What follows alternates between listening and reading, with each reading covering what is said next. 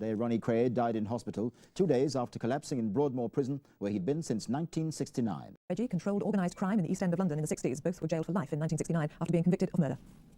Ronnie Craig was let out of Broadmoor in the early 80s to attend his mother's funeral. It's thought he could now be buried in the same cemetery, a funeral likely to bring much of London's East End to a standstill. The notorious gangster had collapsed in his room at Broadmoor Hospital on Wednesday. He died this morning after being transferred to another hospital in Slough. Born in 1933 in the heart of the East End, Ronnie and his twin brother Reggie started out as boxers. They became the most feared of London's gang leaders. Ronnie, the eldest by 45 minutes, was the violent, dominant partner. Their extensive protection racket, known as the Firm, existed to extort money from shopkeepers, enabling the twins to visibly enjoy the high life. Desperate for fame, they cultivated the world of show business and the media. But the law was aware of them. In the mid-60s, the pair were charged with demanding money with menaces, only to be acquitted. How much does this trial cost you? It's cost us roughly £8,000. And how do you feel about that? That's what everyone likes it. I did spend that money for no reason at all.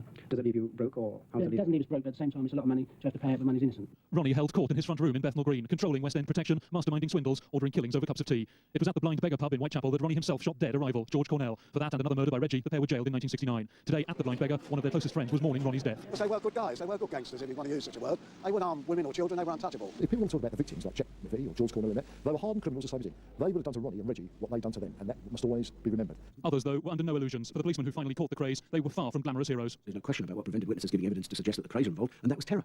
Just absolute fear and terror. I think they're an extraordinarily murderous, effective pair of gangsters. I think it's been covered up. I say a lot of schmaltz, a lot of silly sentimental twaddle, but they were very, very good at their job.